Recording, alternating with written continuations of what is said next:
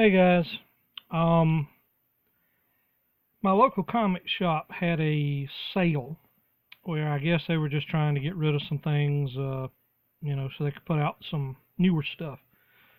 But anyway, so I decided I would go, and I ended up with about 46 or 48 books. Anyway, you'll see. Um, got really good deals on these. I'll start out with this one, as you see before you. This is Amazing Heroes number 66.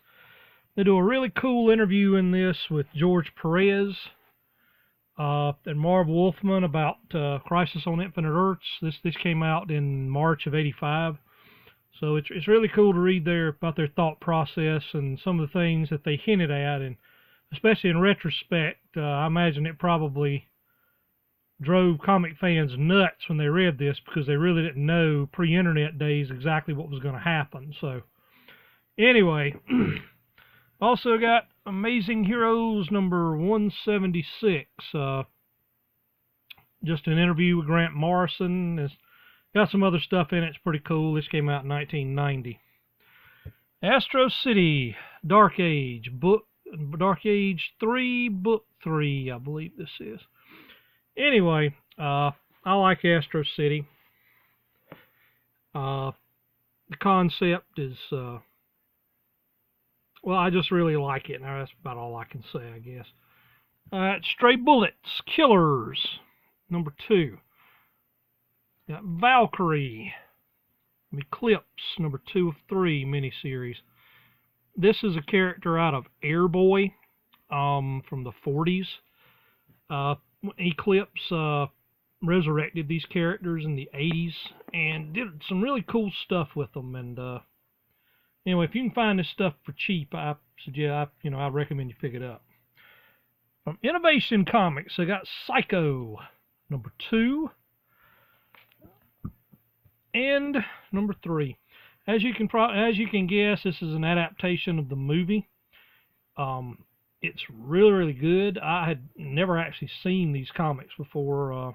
I can't imagine why. I mean, never even heard of the publisher either. But anyway, if you can find these cheap, I recommend picking them up, especially if you are an old-time horror movie fan, because these books really capture the essence of the movie. They really do. Got Godland, Book 1. If you haven't picked this up and you're a Kirby fan, you need to, because this is Joe Casey and Tom Scioli basically doing a takeoff on some of the things that Kirby did with the New Gods and Fourth World and all that other stuff. That War Story, D-Day Dodgers. I have this particular group of books was written by Garth Ennis, or Ennis, however some of you pronounce it. I have always enjoyed these. They weren't sequential. They were just one-off stories that Garth wrote and put out. And they came out like one a year for a couple of years, and I've been able to get most of them. If you're a War Comics fan and you like some of the grim and gritty stuff, you will love this. It's really, really good. Picked up Albion number 2 of 6 by Alan Moore, and Albion number 3. I haven't really been able to get a handle on exactly what this is about, but anyway, I might try to get the other issues and see. Howard the Duck, number 8. Howard runs for president. Can't go wrong with that. Got Action Comics, number 439. This isn't his first appearance, but if you want to see Popeye and Superman, need to pick this up. Got Action Comics number 543. This one was kind of an odd one, especially for this time period. This story made Superman look like the bad guy. It really did. It made him look like the bad guy. And I mean, this wasn't like, some of those from the 60s that were a little bit on the silly side, where they were throwing rocks at him to run him out of town or some nonsense like that. This really makes him look like the bad guy and really makes him doubt what he does and how he does it. It's really cool. Got Weird Worlds featuring presents Iron Wolf, which is number 9. This was not my cup of tea. It looked pretty cool when I, from the cover, so I picked it up. But anyway, if you like sword and sorcery type stuff, which I do normally, but this one is some of Chaykin's early work, and it's, let's just say he got better over time. Picked this one up from Space Goat Press, 40 Coffins. And as you see at the top, this is a Dracula story. It's really good. If you can find this cheap, highly recommended. Grendel, Devil's Reign, number 3. It had Dracula in it, thought it'd be cool, read it, didn't like it. Daredevil, annual number 1. I had never heard of this villain. Of course, I haven't read Daredevil regularly for a pretty good while. But this is a guy called the Black Tarantula. And it's kind of a redemption story. If you like those, I mean, I thought the comic was pretty cool. But if you can find this cheap, recommended. First Wave, number 6.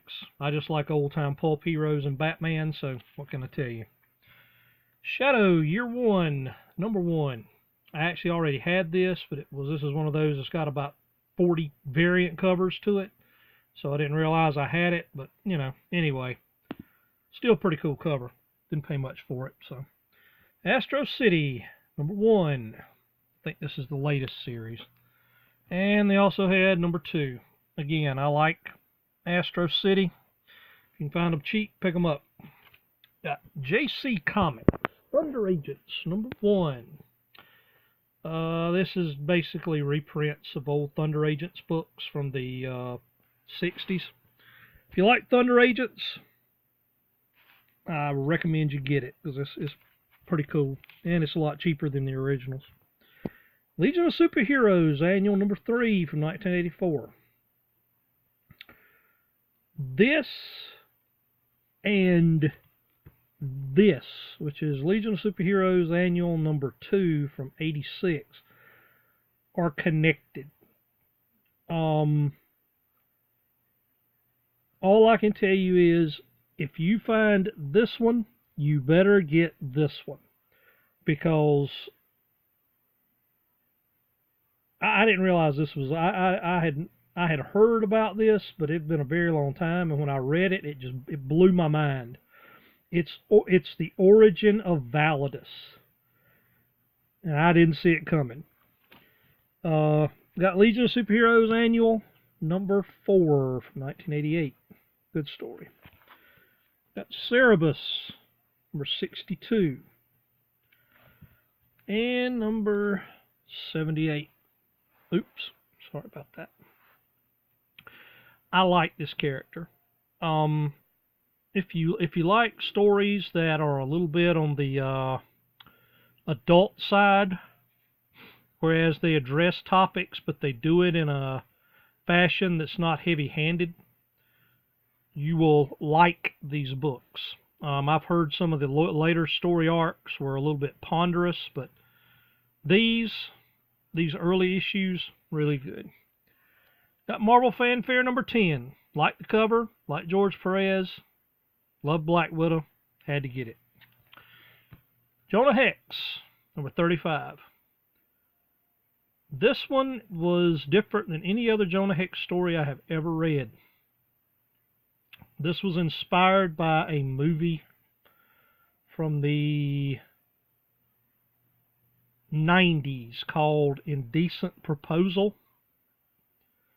If you're familiar with that movie, then you know what it's about. Anyway, if you really want a different Jonah Hex story, pick this up. Batman Detective Comics number 19 from New 52. Not really a fan of New 52 very much, but for what I paid for it, which cover price it was $7.99, let's just say it was 90% off what I paid for it, so is worth that. World's Comics Greatest World from Dark Horse, week 1. It's got X in it. Like character, and I think this might be his introduction. I'm not sure. Red Sonja versus Thulsa Doom, number 3. Great cover. And number 4. I like Thulsa Doom, like Red Sonja. Doom in this is unlike any other Thulsa Doom I've ever seen, but it's still, it's still worth price of admission. Final Crisis, Legion of Three Worlds, number 1 and number 5. Nothing like getting first and last issue of a series, but anyway, I'll pick up the ones in between. Secret Origins, number 41. Flash's Rogues Gallery. Haven't read this one yet. Thought it might be pretty cool, so picked it up. Men of Wrath, number 2. And number 3. This is from written by Jason Aaron, same guy who does Southern Bastards and has done some other things. This, from flipping through it, if you notice on the bottom it says mature content. I agree. Might not be everybody's, everybody's taste, but it's a good book. It looks like a good book. Got Peter Cannon, Thunderbolt, number 1.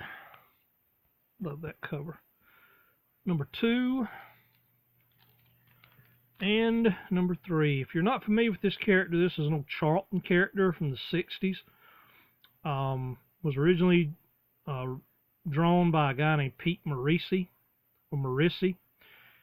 It's kind of a cult character, a cult character, not an occult character, a cult character for a lot of people. If you can find these cheap, recommend you pick them up. They're interesting, very interesting. Tom Strong and the Robots of Doom, number 2. I like Tom Strong. Got The Shadow, number 17. I'll admit, the cover hooked me. All right. And plus, I love The Shadow, and it's got the ghost in it, so I was just intrigued by this. Cerebus, bi-weekly from June 16th of 89. I think this reprints Cerebus number 15. Since you can't find Cerebus 15 very often, and when you do, you'll pay a lot for it. If you can find these bi-weeklies cheap, it's a good way to read the early Cerebus stories. Irredeemable, number 33. I picked up some graphic novels, Irredeemable and the one, this guy. Anyway, saw these two on the cover and thought, hey, I gotta pick that up. Those look like that's gonna be a good story. All right, let me get these out of the way. And lastly, certainly not leastly, picked up, these are $1 a piece, Nexus Omnibus number 7. It's all in color. If you like Nexus, you can find them really cheap. Recommend you pick them up. Hadn't seen this in years, and I'd wanted it. This was kind of one of my guilty pleasure books. This is The Files of Ms. Tree, Eye for an Eye, and Death Do Us Part. These are her early. These are some early issues that are reprinted. Also gives her origin in it. Got The Legend of Grimjack, Volume 1. Not familiar with this character. I think it was First Comics. Put this series out in the early mid 80s. It's by John Ostrander and Tim Truman. He's basically a bounty hunter. That's really about the only way I can describe him. Kind of on the order of Jonah Hex, except it's futuristic. It's pretty good. It's pretty good. And last, Age of Ultron Companion. I'm I mean, you know, originally this book I think was 15 bucks. No, excuse me. 30 bucks. This book was 30 bucks, so for $1, why not? Anyway, I've got another haul. I don't know when I'm going to get to film it. It's graphic novels and some other big books. I'll try to have that up as soon as I can, but thank you for sticking with me on this one. Hope you enjoyed it. Saw something that maybe piqued an interest. Like, comment, subscribe.